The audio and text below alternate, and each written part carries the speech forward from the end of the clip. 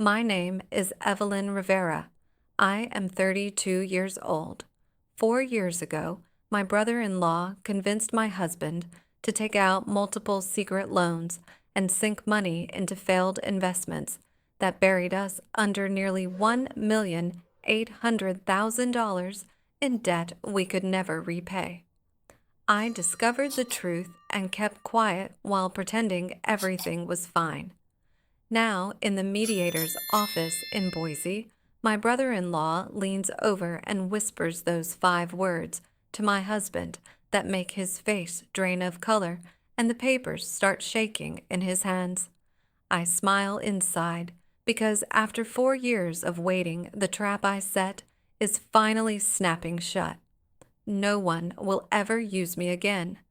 If you have ever felt that cold stab when family turns on you during the worst moment of your life, drop a like right now and tell me in the comments where you are watching from and what your own betrayal looked like.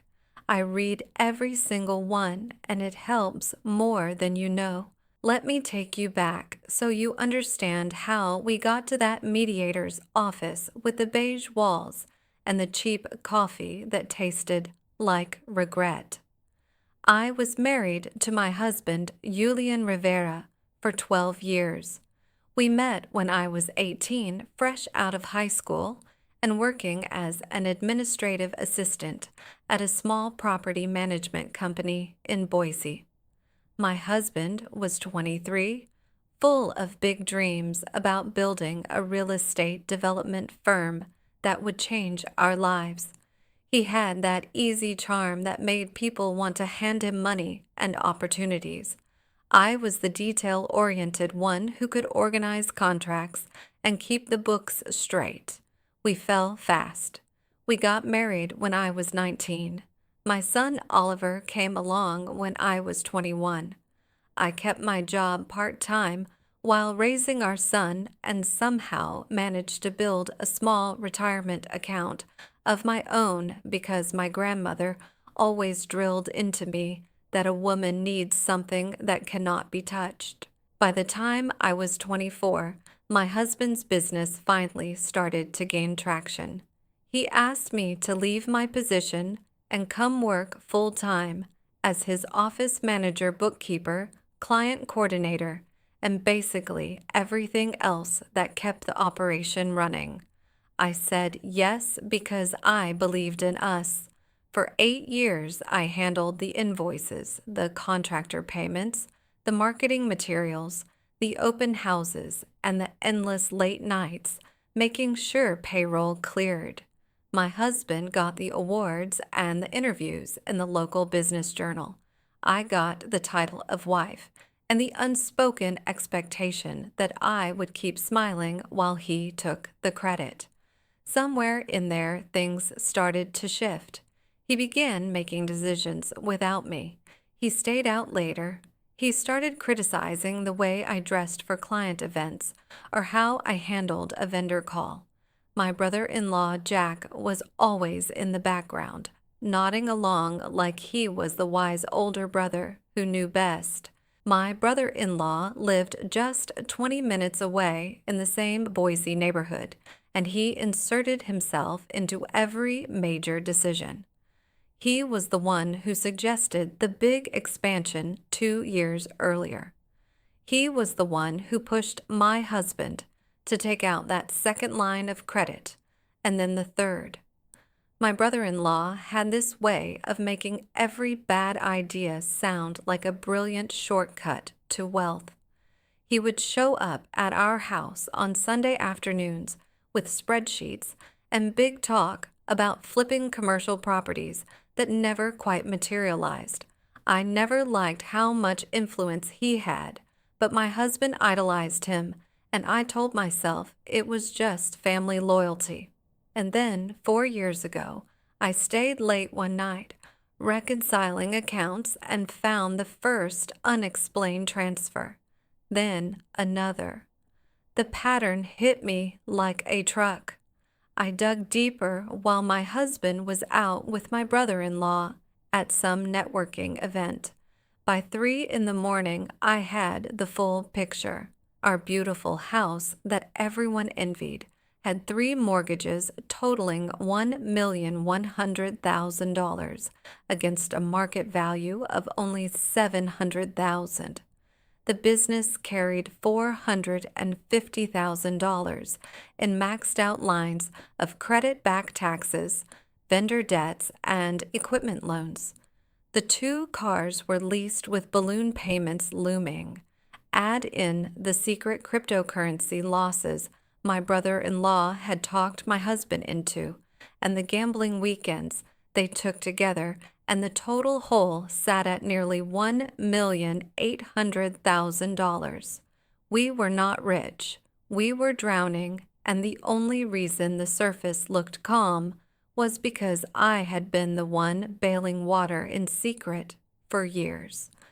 My first instinct was to confront both of them, but I knew my brother-in-law. He would twist it, blame me for not being supportive enough, and my husband would side with his brother like he always did.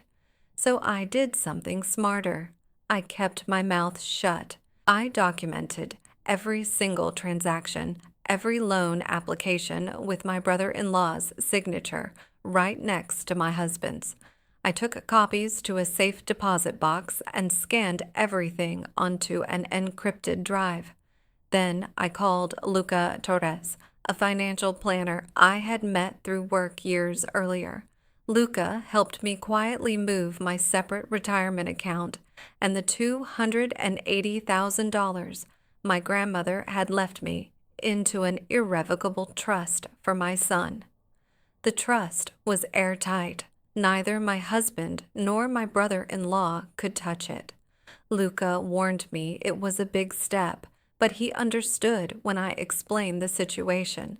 He became my silent ally in the background while I smiled at family dinners and pretended the empire was thriving. Meanwhile, my brother-in-law kept pushing. He started bringing around this woman named Kayla Brooks, 26 years old, who worked at one of the title companies they used. She had that polished look that made my husband light up in a way he had not done for me in years. My brother-in-law would wink at me across the table and say things like, "Kayla really gets the vision. Evelyn, you should learn from her energy." My mother-in-law, Hazel, would laugh along and pat my hand like I was being silly for noticing. Then, 2 months ago, my husband came home from a long lunch with my brother-in-law and sat me down at the kitchen table. He wanted a divorce. He wanted the house, the business, the cars, everything. He said I could keep my son. The words came out so casual, it felt like he was ordering takeout. I just stared at him while my pulse hammered in my ears. What he did not know was that I had been waiting for this exact moment for 4 years. The next weeks were a master class in humiliation, and I let it happen because every insult gave me more cover. My brother-in-law moved into the role of family advisor, like it was his job. He showed up at our house the very next day with my mother-in-law right behind him. They walked through every room deciding what I could take and what was marital property that belonged to my husband.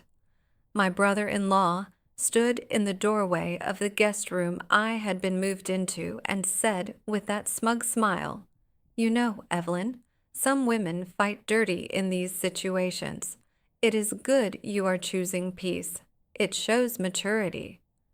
My mother-in-law nodded and started packing my clothes into garbage bags while she told me I should have tried harder to keep my husband happy.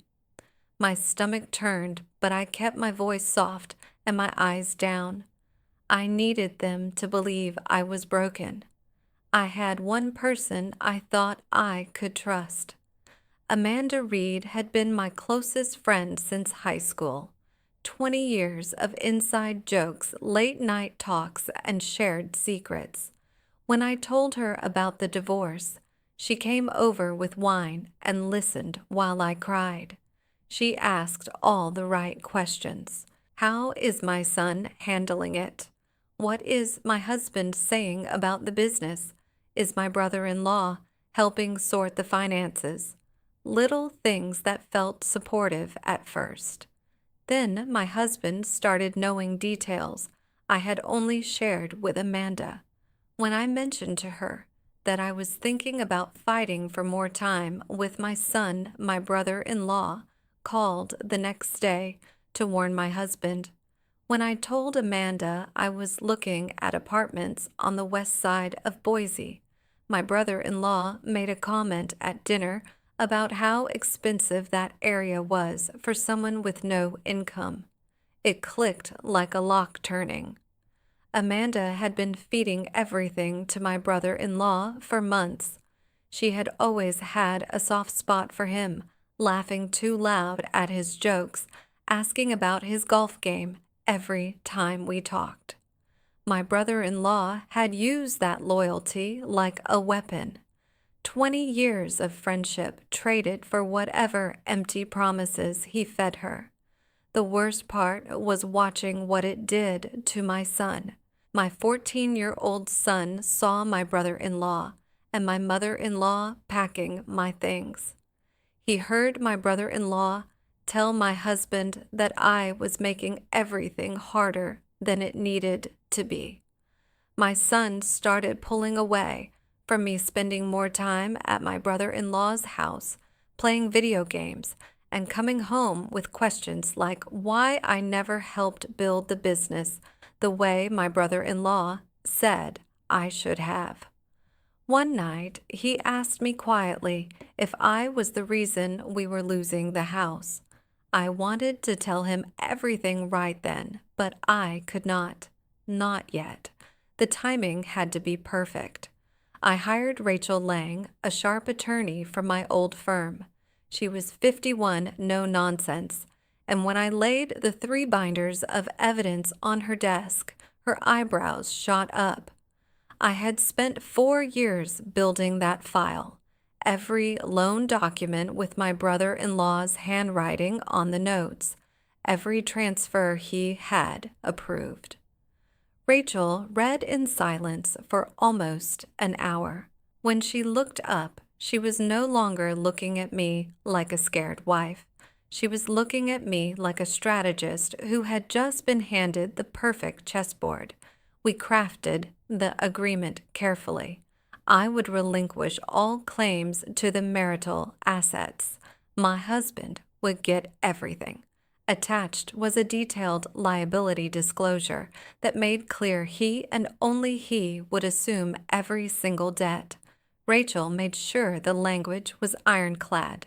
My brother-in-law pushed hard for no audit.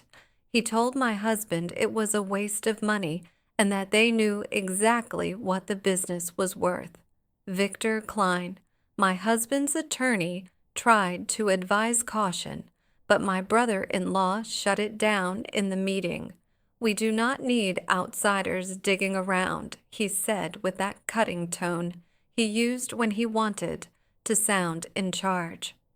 My husband signed the waiver against counsel's advice because my brother-in-law told him it was the strong move. I played my part perfectly for the next 3 months. I showed up to every session with red eyes and trembling hands. I asked for almost nothing. $40,000 cash, my personal belongings, shared custody of my son. My brother-in-law sat in on every meeting smirking like he had won the lottery. He started bringing Kayla around more openly. She redecorated the living room in shades I had never chosen. She wore my old apron while making smoothies in my kitchen. My brother-in-law would put his arm around my husband in front of me and say things like, "Finally getting the life you deserve, bro." Some people just slow you down. My mother-in-law would echo it on the phone calls she made to my son when she thought I could not hear. Lily Morales, my colleague, From the part-time administrative work I had picked up to stay afloat, was the only person I confided in at work. She would listen during lunch breaks and tell me to keep my head down because she could see the storm coming.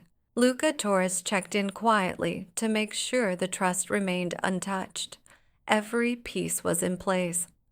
The night before the final hearing, my brother-in-law sent my husband a text that my husband showed me by accident. It read, "She folded easy. We get everything tomorrow." I stared at those words and felt a calm settle over me that I had not known in years. They thought they were winning. They had no idea they were signing their own collapse.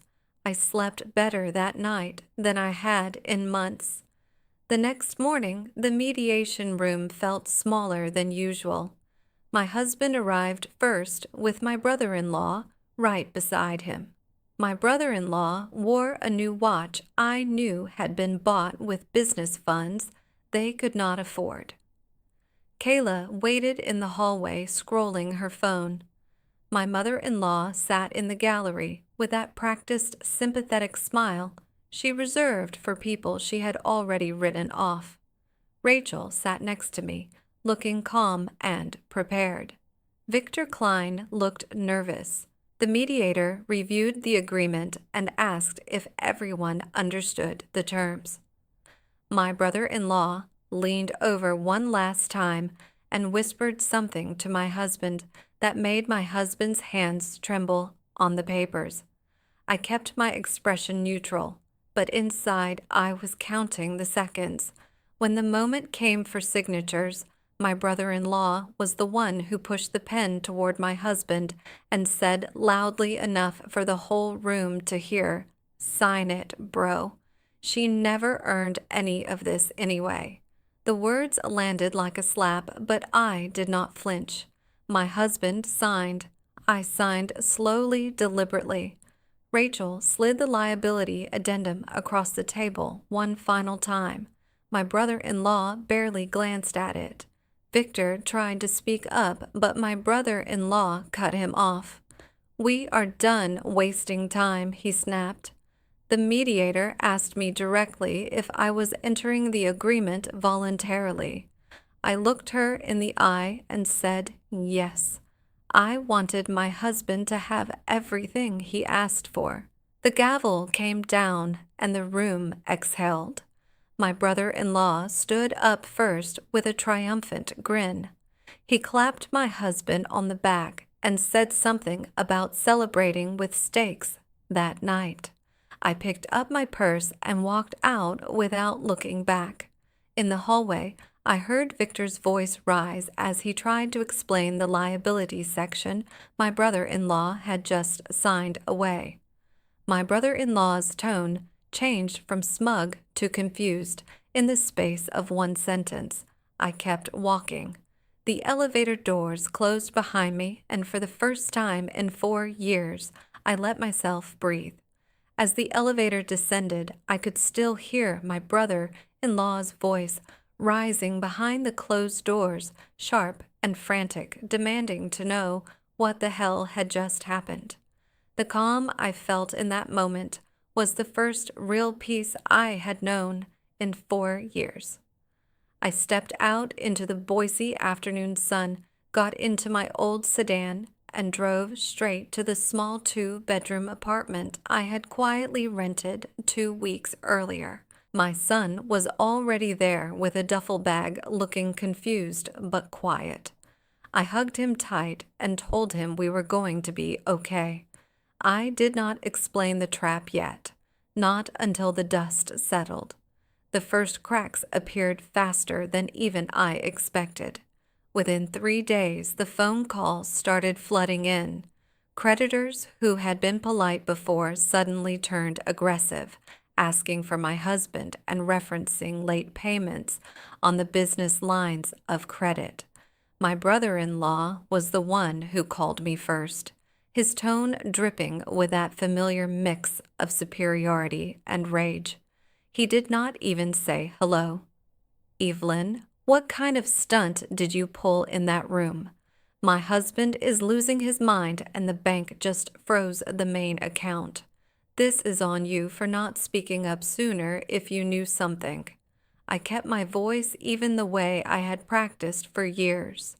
I gave him exactly what he asked for. Everything, just like he wanted. He laughed short and ugly. You think this makes you smart? You were always the weak link holding him back. Now look what you have done to my brother. He hung up before I could answer, but the message was clear. My brother-in-law was not going to let this go quietly. Kayla lasted exactly 11 days.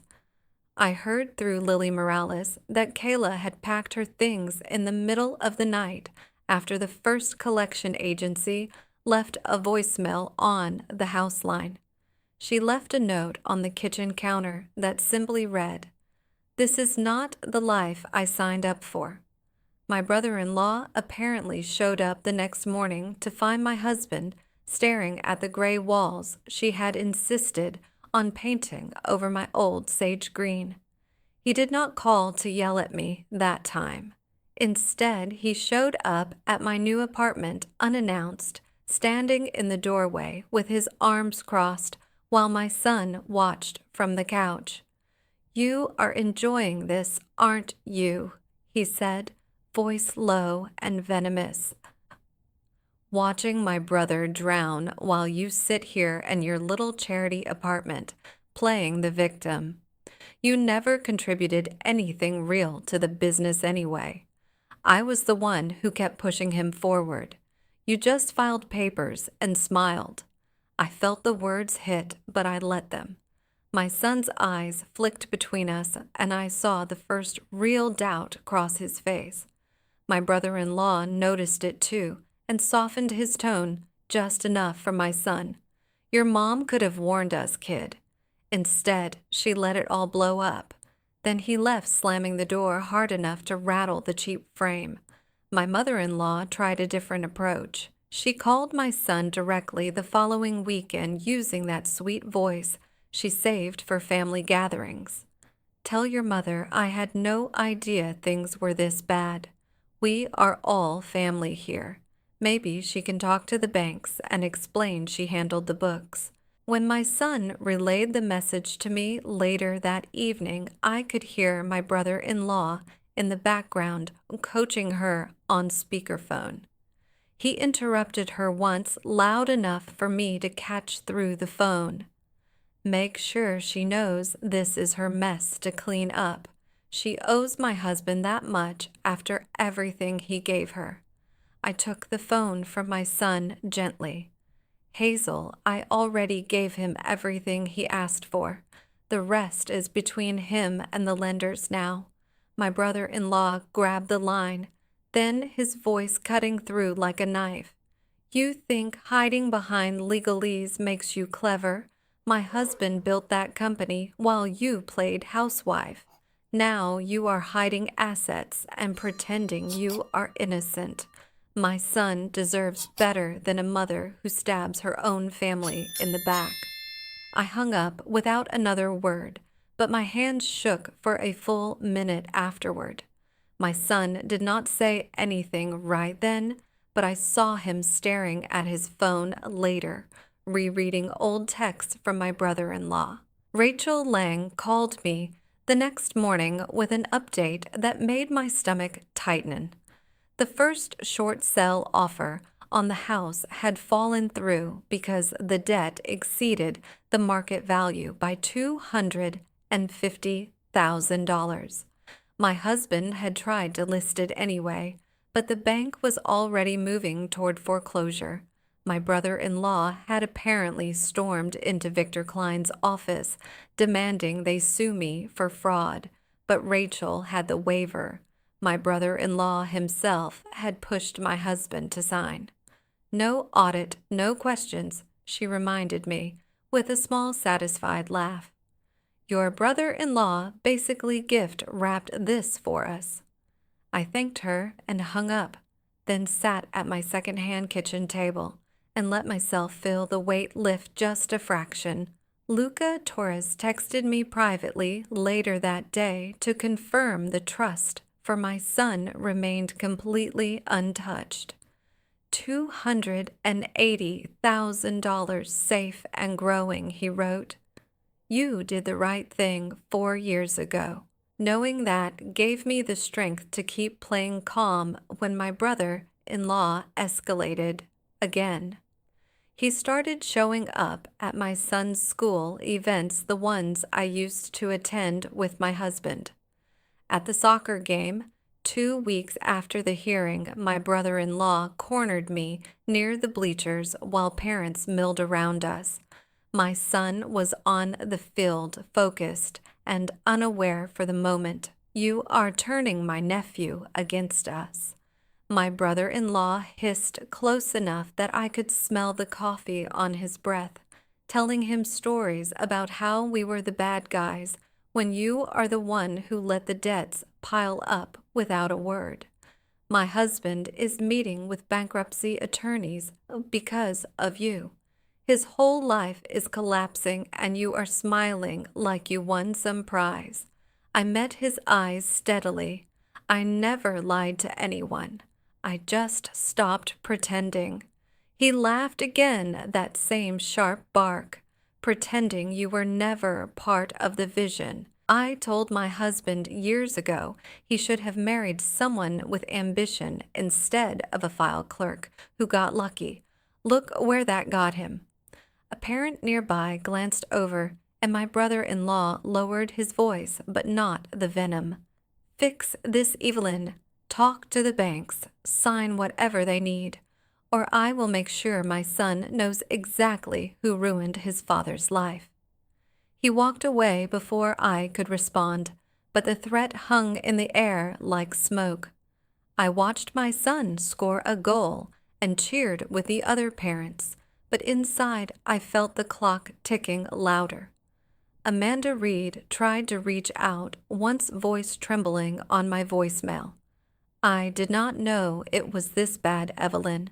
My brother-in-law said it was just normal business stuff. I thought I was helping keep the family together. I deleted the message without calling back. 20 years of friendship, and she had chosen my brother-in-law's whispers over loyalty. Lily Morales became my quiet support at work instead. During our lunch breaks, she would listen while I shared just enough to stay sane, never pushing, just nodding and reminding me that I had done what I had to do for my son. That brother-in-law of yours always struck me as the type who talks big but folds when the real bills come, she said one afternoon. Her words helped more than she knew. The real shift with my son happened 3 weeks after the hearing. He came home from a weekend at his father's nearly empty house and sat at our small table with his hands folded. Dad and my brother-in-law were arguing again, he said quietly. My brother-in-law kept saying you knew about the money problems the whole time and never told anyone. He said you were waiting to screw us over. I waited, heart pounding. My son looked up at me, eyes serious, in a way that reminded me of my husband before the charm turned sharp. Is that true, Mom? Were you waiting? I did not lie to him. I told him I had found the problems 4 years earlier and had protected what I could for him because I knew one day the house of cards would fall. I showed him the trust documents Luca had prepared, explained how it was untouchable and meant for his college and first apartment someday. He was quiet for a long time. Then he hugged me, the kind of tight hug I had not felt for my 14-year-old in months. I get it now, he whispered. My brother-in-law always made it sound like you were the problem. That hug was the first crack in the wall my brother-in-law had built between us, but my brother-in-law was not finished. 2 nights later, my phone lit up with his name. I almost did not answer, but something in my gut told me to. His voice was colder than I had ever heard it. "We need to meet tomorrow, Evelyn. Just you and me. There is something you do not know yet, and if you do not show up, I will make sure the whole family hears a very different story about what really happened with those loans." He paused, letting the threat sink in. 11 o'clock at the coffee shop on State Street. Do not be late. The line went dead before I could ask what he meant. I stared at the phone, pulse racing, wondering what new card my brother-in-law thought he still held after everything had already collapsed around them. The next morning, I drove to the coffee shop on State Street with my stomach in knots, but my mind crystal clear. My brother-in-law was already there, hunched over a corner table with 2 coffees he had not bothered to offer me. He did not waste time on pleasantries. The moment I sat down, he leaned in, eyes narrowed, and delivered the first blow with that familiar, cutting sarcasm that always made me feel small. "Well, Evelyn, you finally showed up. I half expected you to hide behind your lawyer, again like the coward you have always been. My husband is meeting with bankruptcy people today because of your little game, and you are just sitting there like you did not spend years watching us sink." His voice stayed low, but the venom dripped from every word, personal and deliberate, the way he knew would sting the deepest. He claimed he had found old emails from 4 years ago, where I had flagged some transfers to Luca Torres, and he was going to use them to paint me as the one who had hidden the problems on purpose. "You could have spoken up then and saved us all this mess," he hissed. "Instead, you waited like a spider to watch my brother lose everything. That is not loyalty. That is betrayal, plain and simple. And if you do not transfer some of that hidden money you tucked away for my son into a joint account to help us weather this, I will make sure every relative we have hears exactly how you orchestrated this collapse." I let the words land, feeling the old familiar twist in my chest, but I did not flinch the way he expected. My brother-in-law waited for me to crumble or beg his jaw tight with a kind of frustrated anger that came from realizing his usual control was slipping. When I stayed silent, he escalated, voice rising just enough for the barista to glance over. "You think you are so clever because you filed some papers. You were never the brains of this family. I was the one who pushed my husband to dream bigger while you played safe with your little filing cabinets and color-coded spreadsheets. Now look at you living in that cramped apartment like some martyr. Hand over access to the trust, or I swear I will drag my son into this and show him the real woman his mother is." The threat about my son hit hard, but I had prepared for exactly this kind of desperation. I slid a single printed page across the table, a copy of the irrevocable trust document Luca Torres had drawn up years earlier. "This is legally protected, Jack. You cannot touch it." And Luca already confirmed with Rachel Lang that any attempt to challenge it will only make things worse for my husband in court. I gave my husband everything he demanded. The debts came with the assets. That was the deal you pushed him to sign. My brother-in-law stared at the paper, his face cycling from smug confidence to raw shock in a heartbeat. For a second, he looked like he might actually lunge across the table, but instead he shoved his chair back with a loud scrape and stood up, voice cracking with sudden defensive fury. "This is not over. You think hiding behind legalese fixes what you did. My husband trusted you. I trusted you to keep your mouth shut and support the family like you were supposed to. Now you are destroying us and acting like the hero."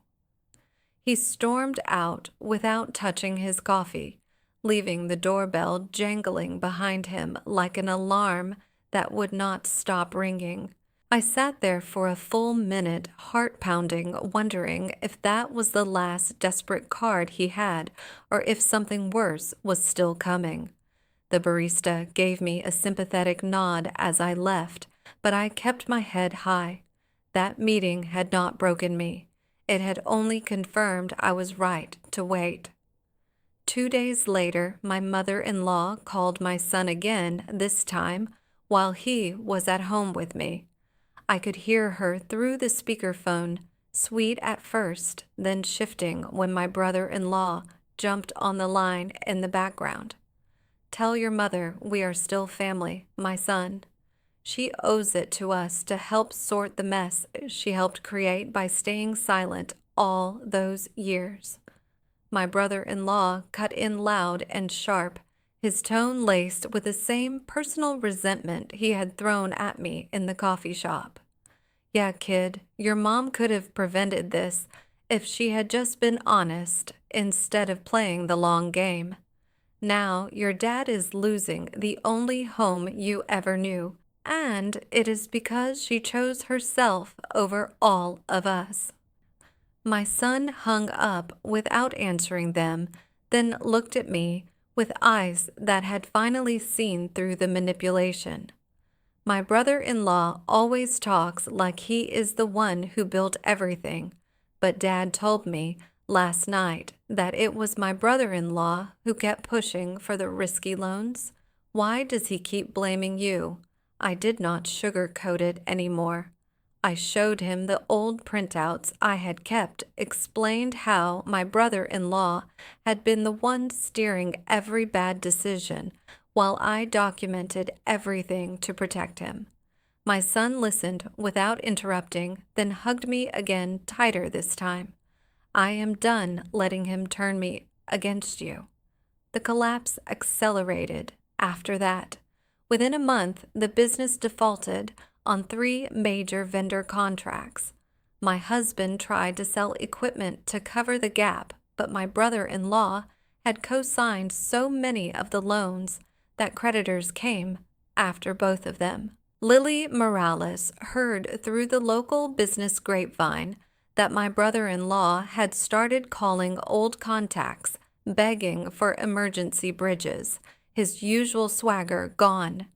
He even showed up at my neighbor Sophia Grant's house one evening since she knew us from block parties, trying to get her to talk to me about family reconciliation.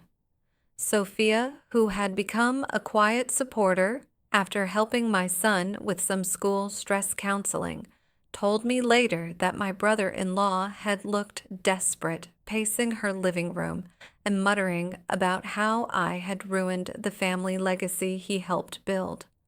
Sophia refused to get involved, and her quiet solidarity meant more than she knew. My husband finally reached out himself, voice hoarse on the phone one rainy afternoon. "Evelyn, I never thought it would get this bad. My brother-in-law kept saying we could turn it around. Can we meet, maybe work something out for my son's sake?" I agreed to a neutral park near the apartment, but my brother-in-law showed up with him uninvited, unable to stay away from the chance to control the narrative one last time. He launched in before my husband could even speak, voice thick with sarcasm and long-held contempt. "Look at you playing the gracious ex while my brother sleeps on my couch because of your silence. You always resented how close we were, didn't you? That is why you let this happen. You could have warned us years ago instead of waiting to watch us burn." My husband shifted uncomfortably beside him, but my brother-in-law kept going, his reaction shifting from calculated jabs to a sudden raw outburst that surprised even me. "Admit it, Evelyn. You enjoyed seeing me lose control of the situation. You never wanted my husband to succeed without you calling the shots. I looked at both of them calmly and said the only thing that mattered. I protected our son. That is all I ever did. The rest was your choices, not mine. That was the moment something broke for good. My husband finally told my brother-in-law to stop talking, voice quiet but firm. My son, who had asked to come along and had been listening from a nearby bench, walked over and stood beside me. My brother-in-law, you kept telling me Mom was the problem, but I saw the papers. You were the one pushing Dad into every bad deal. My brother-in-law's face flushed with a mix of shock and embarrassment he could not hide. He tried one last defensive laugh, but it came out forced and hollow. Kid, you do not understand how business works. My son shook his head. I understand enough. My brother-in-law turned and walked away without another word, shoulders slumped in a way I had never seen. My husband stayed a moment longer, eyes tired, then left too. I never heard from either of them directly again. The following weeks brought the final unraveling. The house went into foreclosure. The business closed its doors after vendors filed liens. My brother-in-law moved back in with my mother-in-law temporarily, something I heard from Sophia Grant, who still lived in the old neighborhood. Amanda Reed sent one last text apologizing, but I never replied. Some bridges stay burned for a reason. I used the $40,000 cash settlement to cover first and last month's rent plus basic furniture that actually felt like mine. Luca Torres checked in once more to confirm the trust for my son was growing steadily toward $280,000. Rachel Lang sent the final court notice that the divorce was fully dissolved with no further claims possible. I enrolled in evening courses at the local community college for interior staging and property presentation, something I had always wanted to explore, but had put aside to support my husband's dreams. My first real client came through Lily Morales, a single mom moving into a new rental who needed her living room refreshed on a tight budget. We painted it a soft sage green together, and when she cried happy tears at the finished space, I felt the first real spark of something that belonged only to me. My son started doing better in school once the tension lifted. He even joked one night over takeout that my brother-in-law's big vision had turned out to be mostly smoke and mirrors. I still live in that small apartment in Boise, nothing fancy, but every paint color and every decision is mine. My brother-in-law tried one final time to reach out through a mutual acquaintance, claiming he had learned his lesson and wanted to co-parent peacefully for my son's sake. I declined. Some lessons come too late, and some family ties are healthier when they stay severed.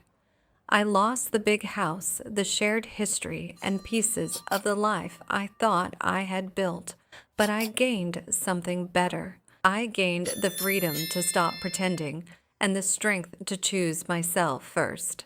My son sees that now, and that is worth every quiet sacrifice along the way. Thank you for listening to my story. If my brother-in-law's betrayal taught you anything, drop a comment below. Have you ever had family try to bury you under their mistakes and expect you to smile through it? What would you have done differently? I read every single one.